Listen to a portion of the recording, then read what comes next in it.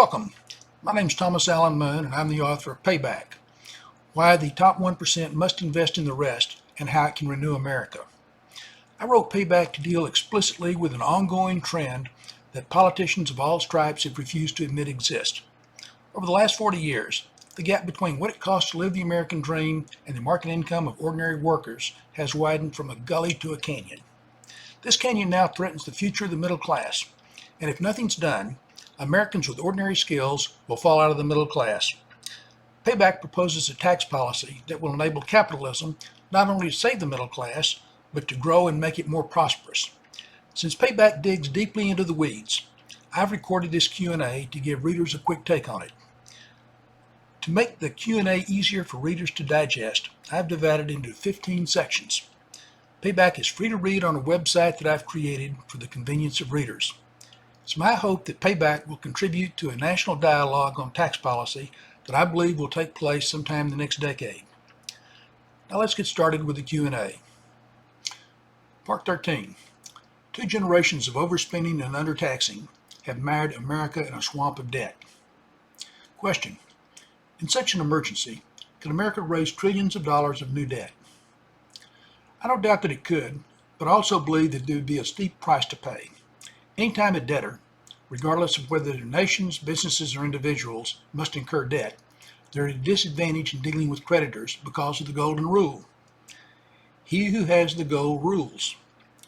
Since creditors can't be compelled to lend money, debtors must convince them that they're getting an interest rate proportionate to their risk. Never is a debtor more in the mercy of a creditor than when they're forced to incur a huge debt in an emergency, are already overburdened with debt, and the debtor's creditworthiness has been severely damaged. Are you saying that America is overburdened with debt? Yes. Overburdened with debt means America having so much existing debt that in an emergency it couldn't incur trillions of new debt without having to pay much higher interest rates. According to the International Monetary Fund, the IMF, as of the end of 2018, America's government, businesses, and people had an accumulated near record level of public and private debt amounting to 318% of GDP. Both the national debt and business debt were at post-World War II highs, and personal debt was headed for a record high. Making things worse, the outbreak of the pandemic of 2020 forced a huge increase in the growth rate of both public and private debt. If the government is the debtor, why does private debt matter? Well, public debt is paid from taxes by taxpayers from the income they have left after paying their private debts. As taxpayers pile up more private debt, it consumes more of their income and leaves them with less to pay taxes necessary to pay the cost of government. With less income to pay taxes, it's more likely that taxpayers will insist on the government incurring more public debt as a means of lowering their taxes. So this becomes a deadly cycle in which increases in private debt lead to increases in public debt. Well, how serious is it if America continues increasing its public debt? It terrifies me to think about it. As more private and public debt accumulates, it will be increasingly hard to increase taxes to pay down the national debt. With America's debt to GDP ratio already at a dangerously high level, an exploding calamity that forced America to incur trillions of new debt could be the straw that breaks the camel's back that will lead to much, much higher interest rates. What's the debt to GDP ratio, and why does it matter? Like a thermometer measures your body's temperature, the debt to GDP ratio measures a nation's ability to pay its debt. America's debt to GDP ratio is its national debt divided by its GDP, where its GDP closely approximates its national income. A rising debt to GDP ratio means that America's debt is growing faster than its income, which makes its debt more stressful to pay. It's like an individual incurring credit card debt faster than their income grows. As the debt grows, so too does the stress. Does a high debt to GDP ratio mean that there is an increased risk that America may default on its debt? No. America can incur unlimited amounts of debt which, no matter what, won't default. America will never default on its debt for two reasons. First, as its debt comes due, it can issue rollover debt to replace the maturing debt. And second, one of its agencies, the Fed, is empowered to buy new debt and pay for it with money that it creates. If America can't default on its debt, Then what's to worry? Plenty. While America won't default on its debt, the interest rate on its debt could explode if America incurs too much debt. What's too much debt? The debt market will tell us by upping interest rates. What could cause that? Three major factors could give the debt market an excuse to increase, maybe dramatically, the interest rate on America's debt. Before we get into the three factors, what do you mean by debt market? Let me personalize it. Leading investors in the debt market include sophisticated financial institutions that do business worldwide, governments of all kinds from all over the world, and the wealthiest of the wealthy individuals. These types of investors are a mercenary bunch, knowledgeable about finance, devoid of sentimentality, and bent solely on getting the high interest rate possible with the least risk. In a crisis, America could expect no mercy from these investors. Understood. Now what about the three factors that could drive up interest rates on America's public debt? All right, I'll list them. First, America's addiction to debt raises fears of inflation. Second, America loses its dominance of the high-end debt market. Third, the capital available to purchase America's debt becomes scarce. We're getting deeper into the weeds, but go ahead and explain what you mean by America's addiction to debt raising fears of inflation. Since 1981, America has used debt finance tax cuts to enable taxpayers to enjoy a dollar's worth of government for only about 70 or 80 cents. Just as an individual getting $100 cash out of an ATM puts money in their pocket, so too does America's incurring debt to avoid increasing taxes. In both cases, the money being created is unearned because it's the product of debt, not work. Putting too much unearned money in taxpayers' pockets leads to inflation. We're back to too much. What's too much money in taxpayers' pockets? Inflation results from money being created faster than goods and services are produced and sold. With this in mind, think of there being two kinds of money. Real money, which is created as goods and services are produced and sold, and magic money, which is created out of nothing by government fiat. While there's little risk of real money creating inflation because it doesn't grow faster than the economy, there's a great risk of magic money creating inflation because it grows at the whim of self-interested politicians. Explain how politicians create magic money. Debt finance tax cuts magically put unearned money in taxpayers' pockets, just like the genie magically grants the wishes of the owner of the lamp. In both instances, something of value is created out of nothing. For the last 40 years, politicians have sold debt finance tax cuts on the magical thinking that they pay for themselves. Proving that they don't, the national debt as a percentage of GDP has grown from less than 40% in 1980 to over 100% now.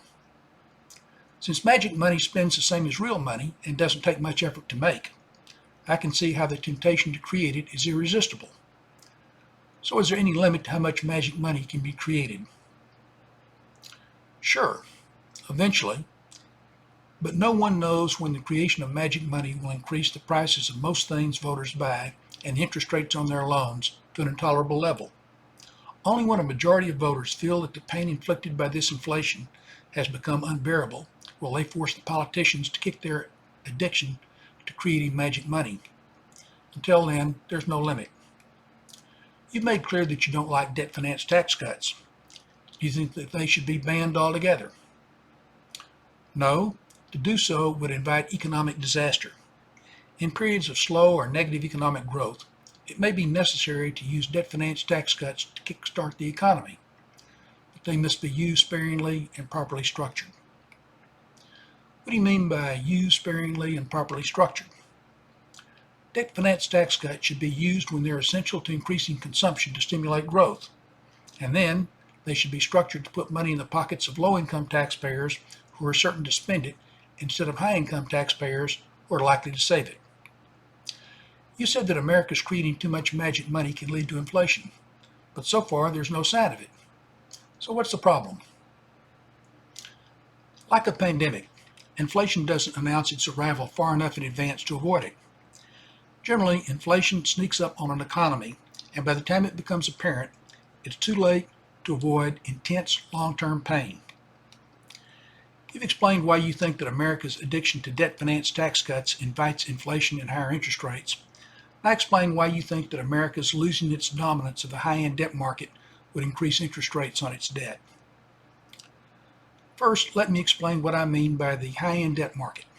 It's that part of the overall debt market which includes only government-guaranteed debt of the highest credit quality as determined by internationally recognized credit rating agencies such as Moody's, Standard & Poor's, Fitch's, and others.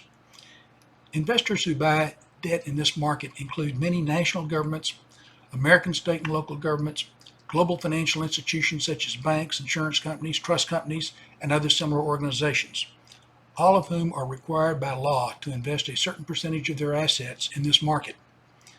Also, wealthy individuals who want to protect their core wealth in the safest of all investments invest in this market. You said that America dominates this market. What do you mean by that? Since the end of World War II, American debt has been regarded by the world's financial experts and rating agencies as the most creditworthy debt in the world.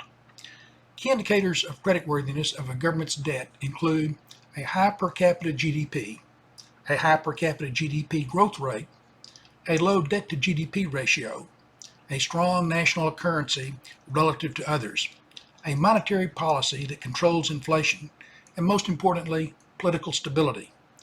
Based on all these indicators, America's debt has dominated the high-end debt market for the last 70 years and commands the lowest interest rate of any debt in the world.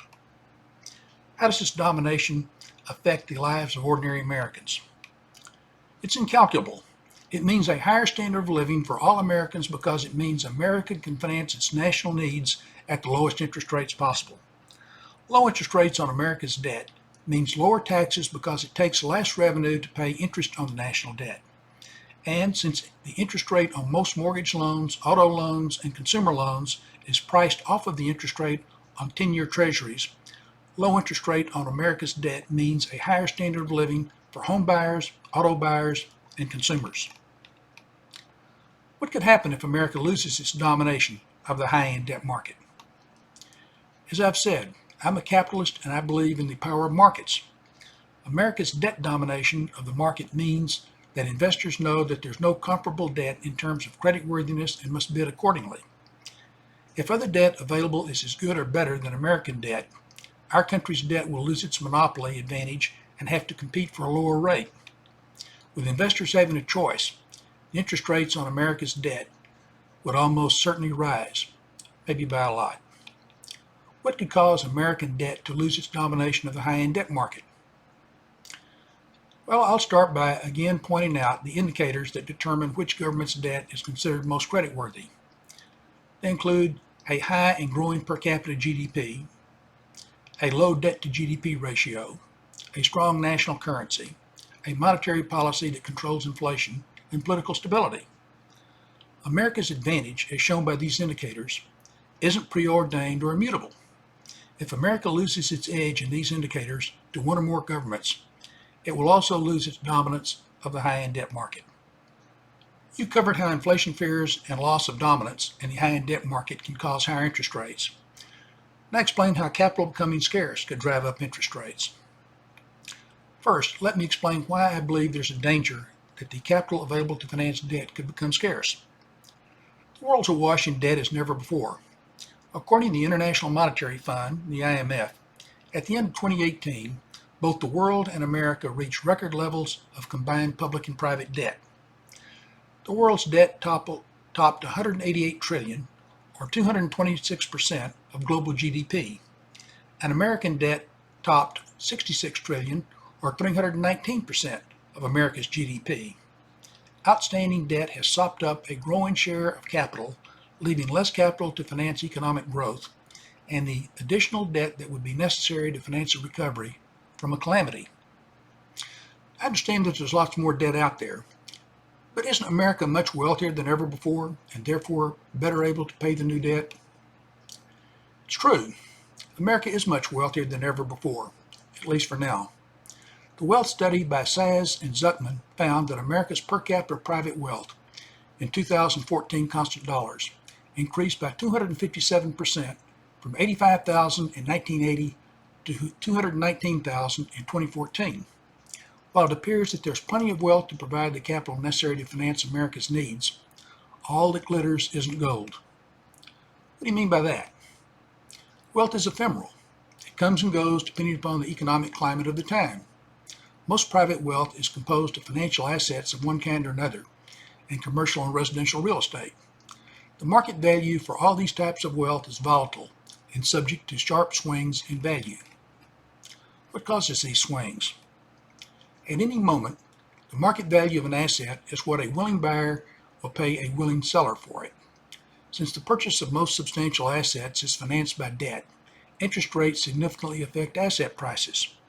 Generally, asset prices rise in an up economy in which there is a rising growth rate, full employment, and low interest rates. An up economy means that fewer sellers selling under distress and more buyers with more resources to buy. Just as an economy increases asset values, a down economy depresses asset values. So wealth is in large part a function of the health of the economy at a given time. I understand your point, but how dramatic have swings in value been? The value of stocks, bonds, and commercial real estate dramatically fluctuates in times of crisis, as shown by Standard & Poor's market indices. According to these indices, in the 3 months following the outbreak of the coronavirus pandemic, the value of stocks fell by 34%, the value of bonds fell by 14%, and commercial real estate by 39%. A sudden, huge loss in wealth. You've explained how wealth can evaporate in an economic downturn. Now, explain how this will drive up interest rates. Supply and demand and the power of markets will drive up interest rates. In a market in which the demand for capital to finance debt has suddenly surged and the supply of capital has suddenly shrunk, interest rates, the price of attracting scarce capital, are certain to rise. You've explained how fears of inflation, America's losing its dominance of the high-end debt market, and a scarcity of global capital can drive up interest rates. Now explain what you think would happen to interest rates on American debt if a calamity strikes. I think America's debt would be hit with a triple whammy, which would spark a sharp surge in interest rates. It would almost certainly simultaneously increase fears of inflation, threaten America's dominance of the high-end debt market, and intensify the scarcity of capital to finance a recovery. Let's take these whammies, as you call them, one by one. Start with why you think it would raise fears of inflation. A calamity would force America to incur trillions in new debt to finance the recovery. Although this infusion of cash into a crippled economy wouldn't likely ignite inflation immediately, the debt market would be concerned about its effect over the long term. What would cause long-term concerns? When incurring trillions of debt to deal with the crisis, it's easy to make a mistake and overdo it. If too much money is thrown into the economy, signs of inflation appear, and the risk of inflation isn't immediately quelled. The debt market will demand higher interest rates to compensate for inflation risk. The debt market is keenly aware that putting money into an alien economy is much easier politically than taking out of an overheated economy. Long-term debt in particular will be especially sensitive to signs of inflation that go unaddressed. Moving on to the next whammy. How will a calamity threaten American debt's domination of the high-end debt market? Calamities don't affect all debtors equally.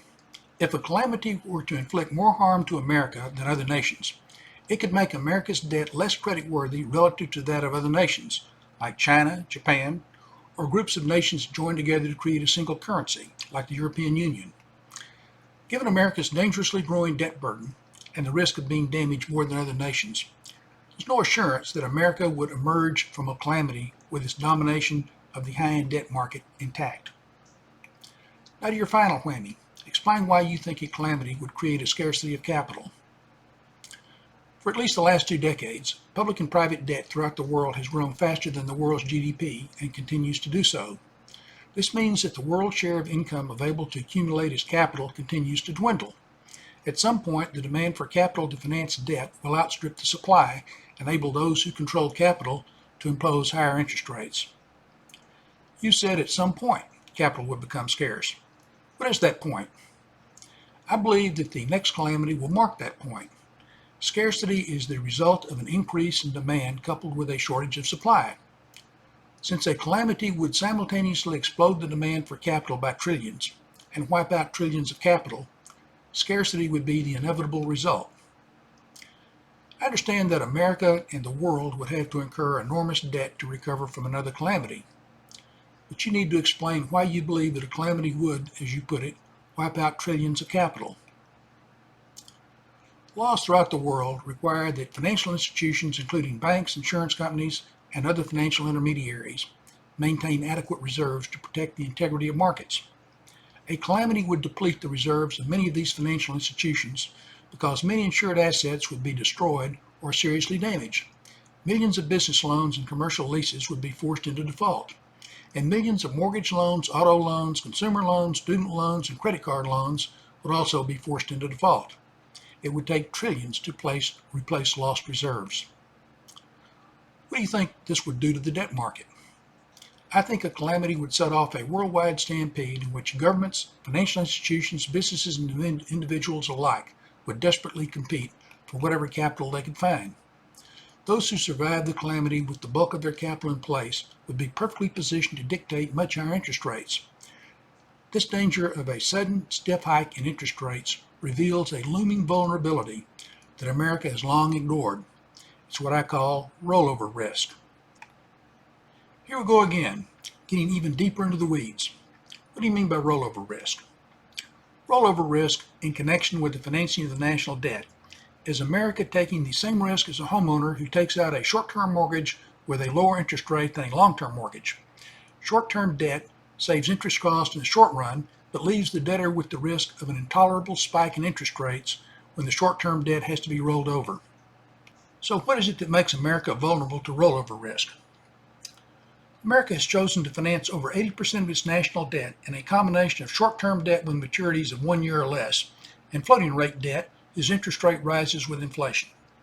If there's a sudden jump in interest rates, the interest rate on this 80% of the national debt will quickly follow. Why has America left itself vulnerable to rollover risk? It's pure expediency. Rollover risk can be substantially mitigated by financing most of the national debt with higher interest rate long-term debt. The politicians, however, have succumbed to the temptation to save a little on interest cost by financing most of the national debt with short-term and floating interest rate debt. While this expediency has worked most of the time, it hasn't always worked. When has it not worked? I'll date myself. I vividly remember how in the early 1980s the interest rate on government-guaranteed debt suddenly shot up. Short-term interest rates rose above 10%, and long-term interest rates rose above 14%. The early 1980s were a long time ago. What makes you think that interest rates could jump that high again? I believe that the next calamity will force America to borrow trillions to recover. Heaping trillions of new debt on a mountain of existing debt will, I believe, ignite fears of inflation, endanger America's domination of the high-end debt market, and create a scarcity of capital. The ultimate effect of this calamity, I believe, will be an extended period of crushing interest rates which will become intolerable to America's body politics. What do you mean by intolerable? I mean a level that raises the cost of capital to a point which prevents most businesses from growing and expanding, prices many homeowners out of the market, and significantly slows auto sales and consumer purchases. Over time, these rising interest rates will change the lives of almost all Americans because they'll be the direct cause of rising unemployment, falling standards of living, and social and political unrest. A toxic mix. Suppose you're right. What makes you think that a large majority of voters will come to believe that a huge tax increase is the answer? I don't think that the voters will come to this conclusion overnight. It will take the debt market sending a clear, loud, and consistent message that interest rates on America's debt won't go down until it puts its financial house in order, and voters coming to realize what it takes to make this happen. What does it mean for America to put its financial house in order? The debt market will be the judge of that, but it no doubt will start with requiring America to improve the creditworthiness of its debt. America's debt to GDP ratio is the single most important measure of its debt's creditworthiness. Lowering it will stop undisciplined borrowing, increase the percentage of income available to pay debt, reduce fears of inflation, and increase the value of its currency relative to others.